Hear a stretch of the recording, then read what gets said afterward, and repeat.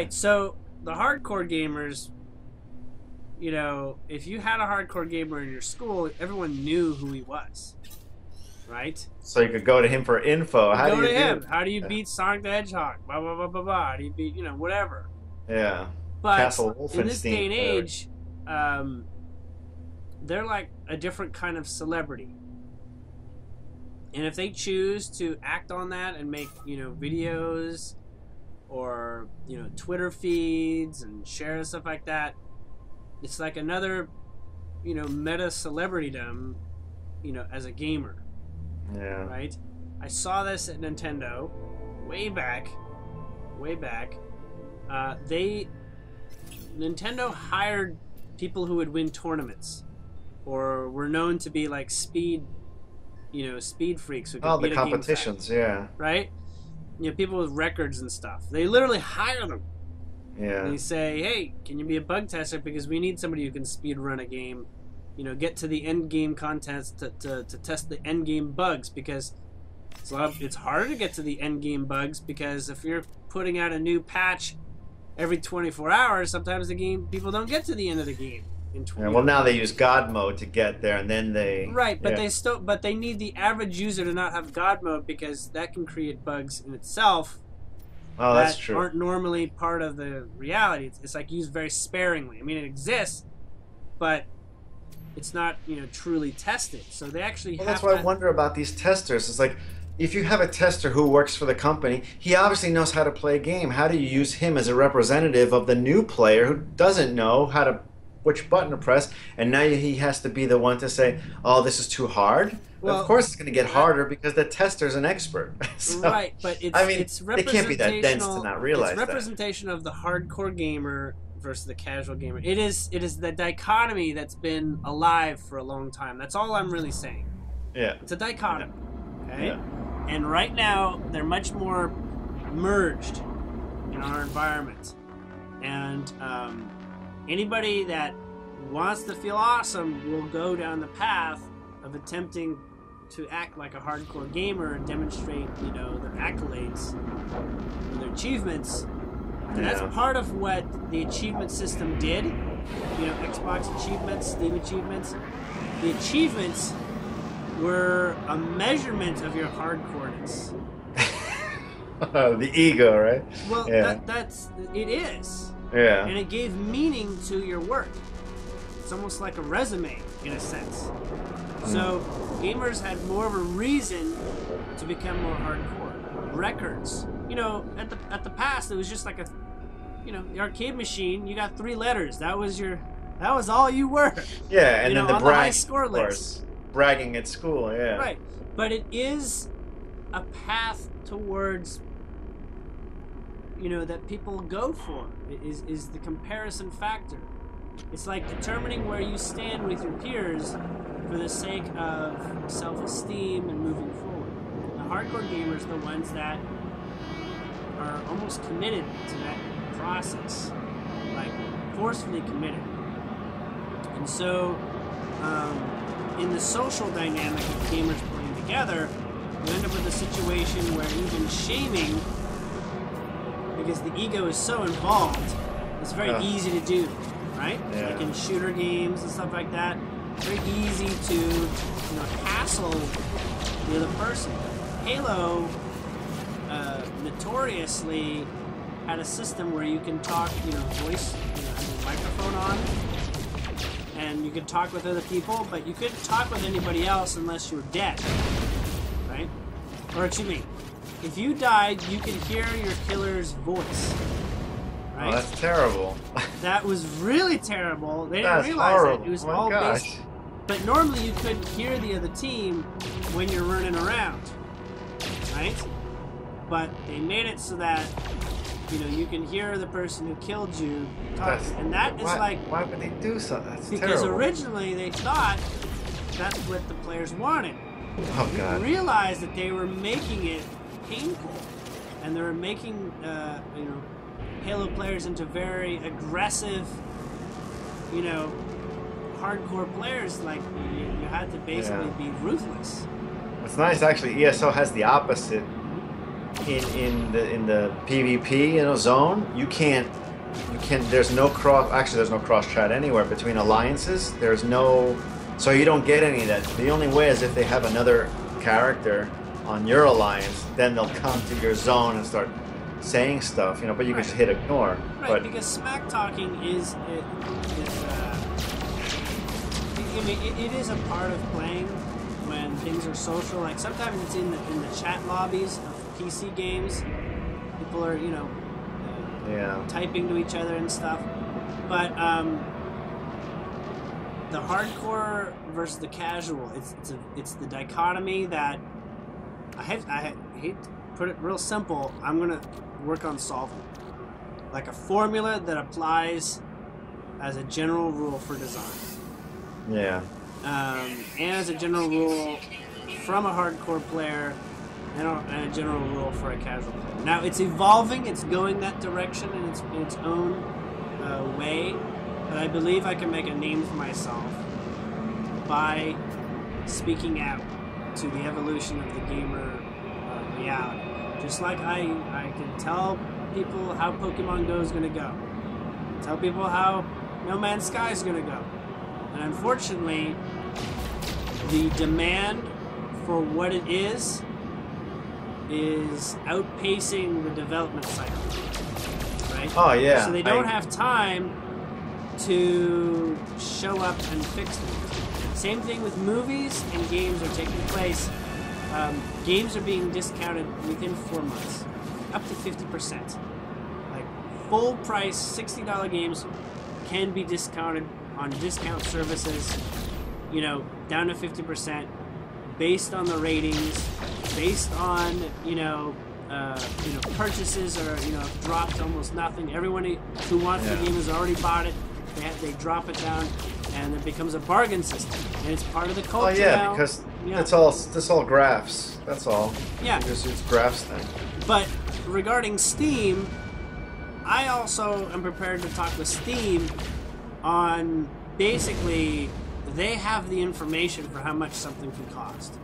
I mean, they basically have the graphs and the charts on anything to determine when is the right time. But what they're not, and they might even be telling developers when is a good time to, they may even show them evidence. Like it's time to discount it.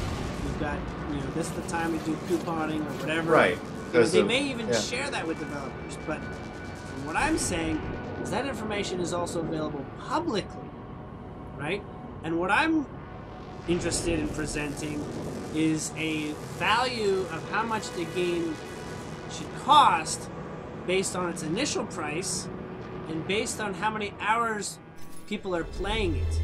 So if you play a game for 2 hours and you paid $60, that's $30 an hour. Right.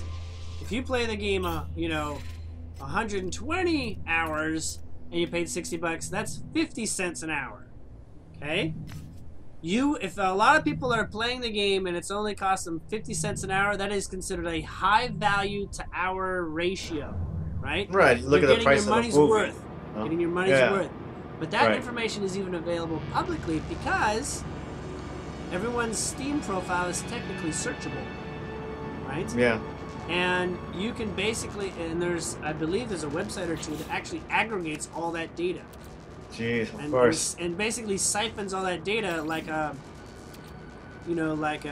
search engine does.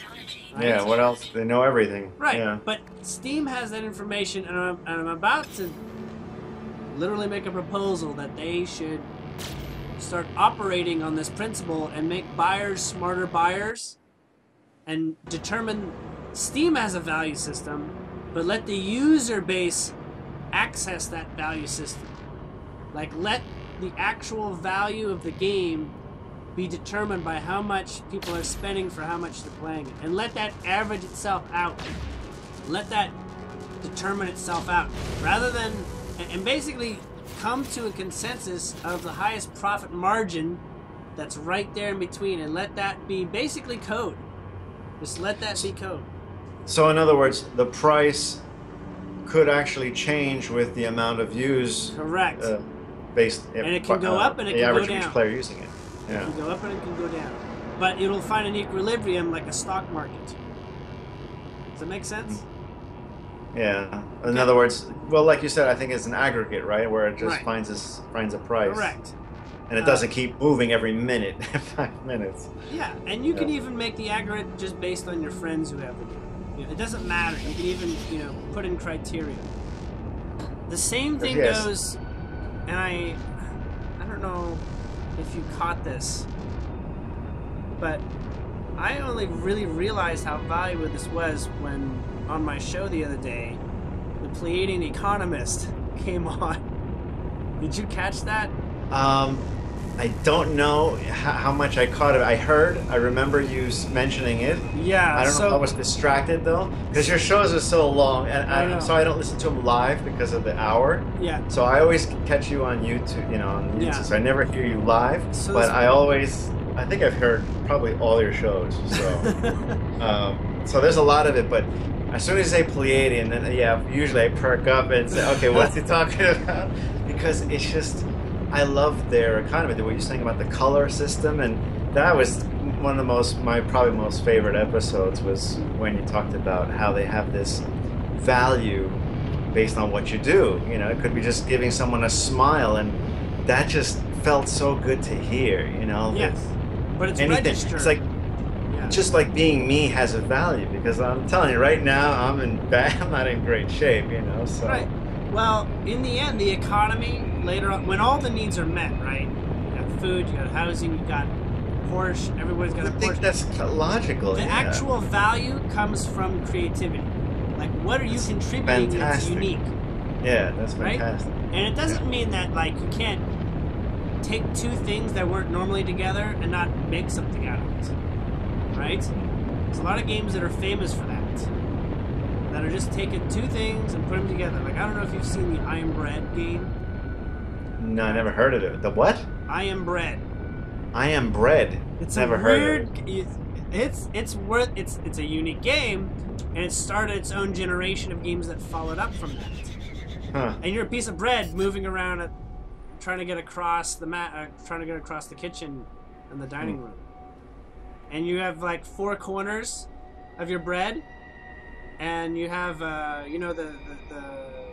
like most Xbox or PlayStation controls, they have 4 triggers on top. Yeah, I've seen right? that. Yeah. That's all 4 corners. When you hold it down, you're sticky. So you can climb a wall by doing 2 pieces of bread on the bottom, and then using the thumbsticks to sort of swing yourself up and make the 2 top corners sticky, then releasing the lower corners as sticky, and you can swing around and And you have to get into the pan, I think. Yeah, you have to get into the toaster at the end.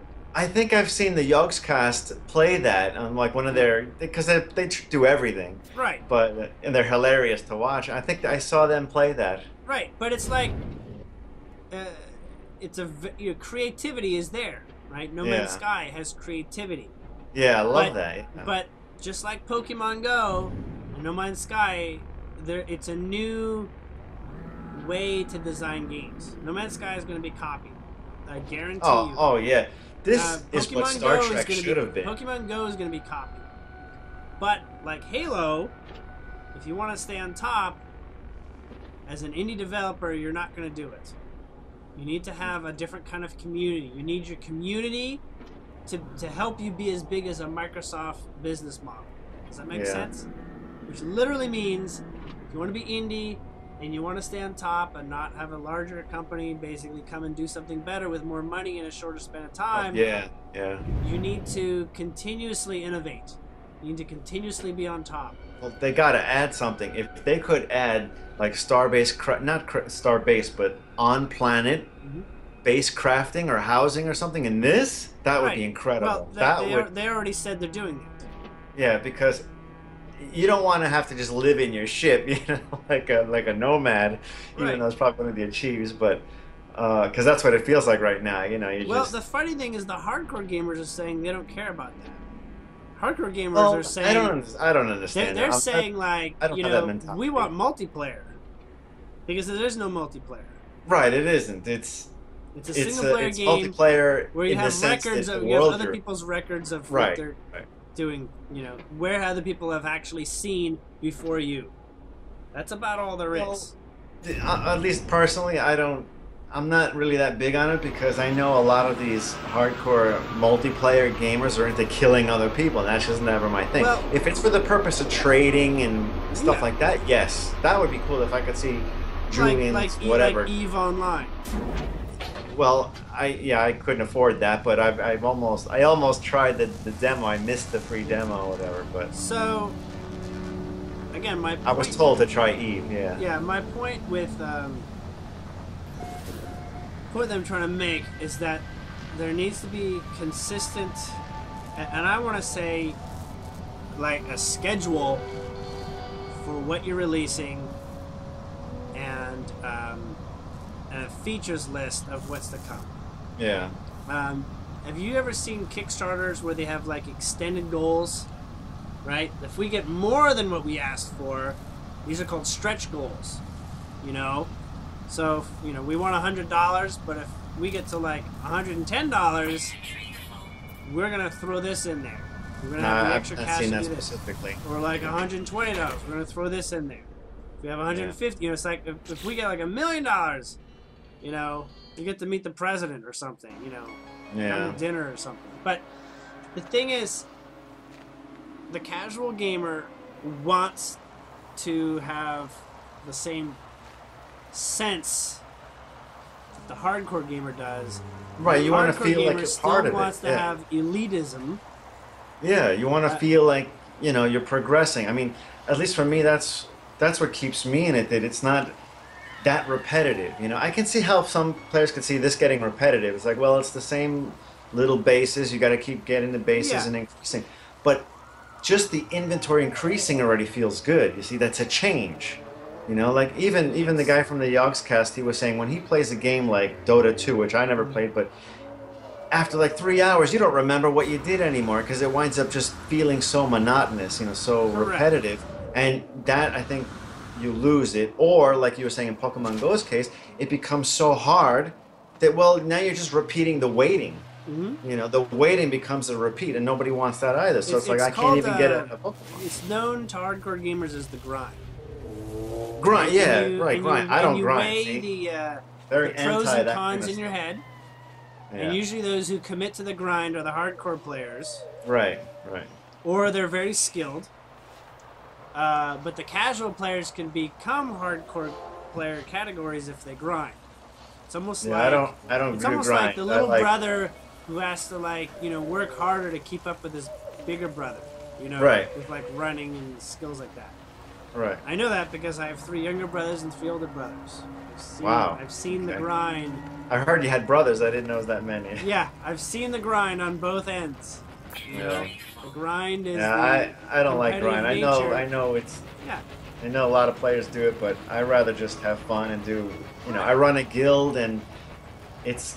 I don't want to say it's anti-hardcore, but as soon as I see my players treat others as if they're like elitists, I tell them right away. I'm like, don't do that again because you won't be part of this guild. You know, because he asked her. He said, I don't think you're quite the level to be able to do this. And I think it's a she actually left the guild like 5 minutes later. And she was very polite, very nice about it. And I was like, listen, why did you leave? And she's like, oh, no worries. I'll join again when when I get better at playing. I felt so bad. Which shouldn't be the reason for leaving in the first place. Right, because he's max level, I'm max level, and the other. But I don't care what anybody's level is. I was like, you run with us. I don't care. I don't care if we go there and die. No one tells us what we can and can't do until we do it first. Yeah. Just because you guys are great and you think that they aren't, for me that doesn't work. We go in. I don't care if we're going in supersiding. It's almost the exact same thing that happened in a Warcraft guild that I was in. We're like, like level 60 at the time was the cap or whatever. Yeah. And it was like, you can only do like 5-man, missions and stuff. And we're like, we're gonna bring you in, and you're like level 48 or something. Like it's gonna be ugly, and we're gonna spend the next 3 hours doing this. Right. But it's fun. We're gonna be a tighter knit group if we're like, let's help this person not die. over and over and over. Why do you, how are they supposed to learn, And I felt that too when I joined a game and, everybody else is all expert. When I used to play DDO, which is Dungeons and Dragons, Yeah. I was notorious for having like no health. I mean, my health was so low. And these elitists or meta gamers, whatever, they're like, they almost want to kick me out of the raid because they're saying, you can't run with that health. And I said, you know what? It's not about health. And they didn't kick me. Guess who was the last one to die when the party wiped? I was the last one with the lowest amount of health because it's not about health. Yeah. I'm like, I know what I'm doing. They don't know that I know what I'm doing, but I know what I'm doing, and it's not about health because it's arrogance. Like, oh, I know better. You have to have 30,000 health, or this isn't gonna work. Yeah. Well, guess what? When I'm still there shooting and dodging, while you're all dead because you're just all suiciders, thinking, oh, I'm the best. I don't have that. So I like treating everyone nicely and fairly and giving everyone a chance, no matter the level or stats. I hate stats. That's the kind of conversation I want to have. So, yeah. I want to have that conversation where the people who are elite learn something by bringing in maybe what might be considered a disadvantage. Right. Right? And the people who are in a disadvantaged position, they have a chance of, learning something really quick. Right. The story of me and one of my best friends was Street Fighter. Remember Street Fighter? Of course. On Super Nintendo. I had a friend. I wasn't good at it. Well, he was better than me, right? Yeah. Later on, I found out he was extremely good. Going to New York City and join a tournament level good, which is what he did later on. As they say in CounterStrike, godlike. You're right. And I didn't, I didn't see that because I didn't have a lot of competition, basically, between, it was just me and him. I went over to his house and we played. Mm-hmm. And he would, are you familiar with the characters? He basically picked the Ryu character. Yeah. It's Rookit, yeah. Ryu's fireballs and dragon punches. Yeah, I was always Guile. I like the Guile spin thing, yeah. Yeah, so it basically was a, I got beat up every time. I lost 8 of 10 matches, and the 2 that I didn't lose, he was just messing around. Oh, jeez. It's just to keep you in the house. He knew that if he won every single time and didn't, there'd be no point. Absolute tournament level, he wouldn't have anybody to play with. What I don't get is how do they get so good if they're way beyond the capacity of the game? You know what I mean? It's like you have to play somebody else. So he played against the computer. Right. And he would be in his bedroom. He had access to video games in a way that kids normally shouldn't. Right? Oh, okay. So he had a TV in his room. He's 12 years old, 13 years old. He's got a big TV in his room. He's rich, Yeah. He's able to play, and he's able to just do that all day. That's how you get a lot of hardcore gamer skills developed. You have a lot of time to explore things. Yeah. So he played against the computer and he beat, the computer. I still can't beat the computer, but he can whip the computer at hardest difficulty. He beat it. I'd watch him beat it, right? Yeah. I saw him beat it, in half an hour or something. He was trying to beat it without losing once. That's that's his level. But then when we played together, my whole objective was to find a way that he hadn't practiced. So I was his random wild card. Right, to break his routine. Yeah. So I got good at not all the other characters, but 70% of the other characters. Of course. I learned how to play to try to, find ways of beating him. And that's actually how I would win. Is I'd get him on flukes and, things that he hadn't considered and all this. Right, combinations of the computer that didn't work. Combinations that, I was learning firsthand, but then, I was finding a way of getting anything that I found a rhythm in was something he could beat me in, right? If I Well, yeah, that was the part of that game is if there's a pattern there, the other guy could practically never get up because you just have to time it and you can't get knocking down. Right. Get knocked down, yeah. Ryu and Ken were known significantly for being able to interrupt patterns. Right, that sweep kick, yeah. Well, no, they had the dragon punch in particular. They could be on the ground, and they could time it so that they finish it. So the moment that they're like one frame up, it's an invincible wall of death, no matter what. Wow. Because it was a trump move that trumped most moves in the game. Yeah. Trump is like high trump. And so they operated with that trump. And it was, a very solid defense/offense system. Yeah. And they decided never to remove that from the game. It exists to some degree in the latest Street Fighters. But the point was, he went for perfection where I went for diversity. Right? Mm-hmm. And as a result, it came into my awareness that when I worked at Nintendo, they had a Street Fighter line during lunch hour. They had Street Fighter for Super Nintendo right there, and there's people waiting to beat the champ. Most people didn't know that this champ was hired as a winner of a tournament by Nintendo. He's an employee of Nintendo for being amazing. And they brought him in specifically during the time that Killer Instinct was being tested, right? Yeah. So that he'd rock Killer Instinct at the tested at the extreme levels. Anyways, he's a Street Fighter champion, and nobody beat him. If you beat him for a round, you got like claps from everybody. Claps. Yeah, because he played tournament level. He did not let up. Like you even hitting him was great, right? So if you could even hit him.